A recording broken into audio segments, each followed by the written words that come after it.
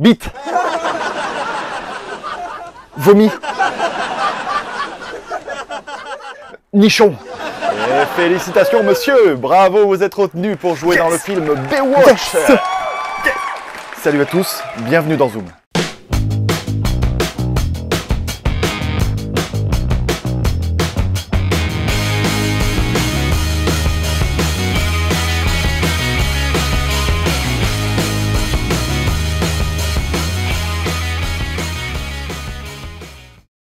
Aujourd'hui dans Zoom, nous allons parler du film Spider-Man Homecoming, le nouveau Spider-Man intégré à l'univers Marvel, et j'attribue à Spider-Man Homecoming la note de 12 sur 20. Alors voilà, les Marvel se suivent et se ressemblent, et c'est le genre de cinéma qu'on est en train de nourrir en ce moment, et c'est le genre de cinéma que j'apprécie de moins en moins. C'est vraiment du Marvel comme j'aime pas le voir. Alors techniquement c'est hyper réussi, c'est hyper abouti, d'ailleurs c'est des effets spéciaux au service de la technique, au service du beau, au service de l'emballage, du paquet cadeau, mais à l'intérieur c'est toujours aussi creux. Dans ce nouveau Spider-Man, Peter Parker est quasiment inexistant. Quand je dis Peter Parker, c'est pas qu'on le voit pas à l'écran, c'est son personnage en lui-même. C'est l'enfant, l'adolescent qui est Peter Parker, est complètement inexistant. C'est un personnage lambda, c'est n'importe quel personnage qu'on aurait pu prendre dans la rue, à qui on donne un putain de costume, un costume qui sait faire plein de choses, hyper technologique, et voilà, on s'amuse à découvrir en fait tous les gadgets que contient ce costume, et comme si c'était un personnage lambda, comme si d'ailleurs Peter Parker n'avait aucun super pouvoir. Si Peter Parker n'avait pas eu de super pouvoir, ça aurait été exactement la même chose dans ce film-là, vraiment. C'est pas du tout évoqué. Quand on voit le personnage pour la première fois, il s'est déjà fabriqué un costume à lui, on sait pas ce qu'il est, on sait pas comment il en est arrivé là, et je suppose bien évidemment qu'ils n'ont pas voulu faire encore une fois la même histoire, pour en arriver encore une fois au même point, sachant qu'il y a eu beaucoup de films qui se sont déroulés sur peu de temps expliquant la même chose. Mais voilà, on a vraiment l'impression que ce costume, c'est un gadget qui est là, qui est fait justement pour vendre énormément de jouets, et parce que finalement les gadgets sont pas vraiment exploités dans le film en tant que tel, quoi. Le point qui est réussi dans ce film-là, c'est qu'au final, Spider-Man est vraiment inclus dans l'univers Marvel. À ce niveau-là, c'est vraiment bien fait. J'avais un petit peur de voir trop Iron Man dans ce film. Finalement, c'est très bien dosé, c'est des petites touches. Mais Spider-Man Homecoming, voilà, ça inclut vraiment Spider-Man dans l'univers Marvel. Pour ça, vraiment, à ce niveau-là, c'est super réussi. Mais le gros problème, c'est que ça fonctionne pas au niveau de l'humain, vraiment.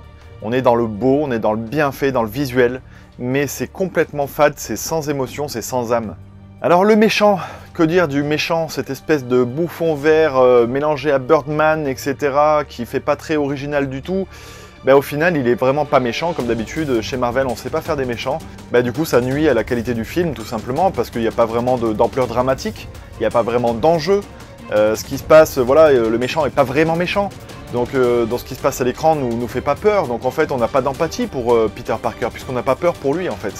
Tout ce qui se passe à l'écran, voilà, on sait que de toute façon, à la fin, le méchant va perdre, etc. Et à aucun moment, on flippe pour Spider-Man, quoi. Techniquement, je vous le disais, c'est super. Et au niveau de la 3D, franchement, la 3D est vraiment exceptionnelle. Il y a elle est bien utilisée et elle est au service du film. Donc ça, c'est vraiment un point que j'aimerais relever. Il y a notamment une scène dans le vide où Spider-Man est en haut d'une tour, etc. Il se penche, on voit le vide. Et il y a une scène aussi où Spider-Man essaie de... Je vais pas vous raconter ce qui se passe, mais ça se passe sur un bateau, etc. Il y a vraiment de très très belles envolées de caméra. Et visuellement, il y a quelques propositions qui sont vraiment intéressantes. Il y a d'autres propositions visuelles qui sont intéressantes. Je pense notamment à un moment où justement Peter Parker est en relation avec le méchant. Et ils sont dans une voiture, et il y a des espèces de jeux de lumière, etc. sur le visage complètement vieillissant de Michael Keaton. Et voilà, pour le coup, il y a vraiment quelque chose qui se passe, quoi. Ah, ils ont tenté des trucs, il y a une voix... un personnage artificiel a intégré une voix qui est dans son costume, comme ça, avec qui il échange quelques trucs. La relation est plutôt drôle, même si, voilà, franchement, l'humour, alors là, pour le coup, l'humour, c'est très très subjectif. Et dans le film, j'ai pas trouvé ça très drôle, j'ai pas vraiment aimé l'humour qui était proposé dans ce film-là. Bon, ça, m'en veuillez pas, si vous avez aimé, vous avez le droit, vraiment, il n'y a aucun souci. Mais voilà, bilan de Spider-Man Homecoming, au final, c'est le Spider-Man le moins intéressant, c'est le film le moins artistique de tous les Spider-Man qui ont été faits jusqu'à maintenant.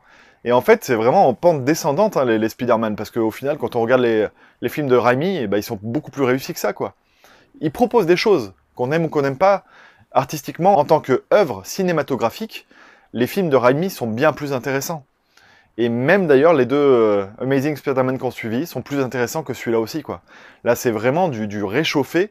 C'est un produit qu'on nous donne comme ça, qui est sous du cellophane et qui on en a déjà mangé, on en mange tous les jours, quoi.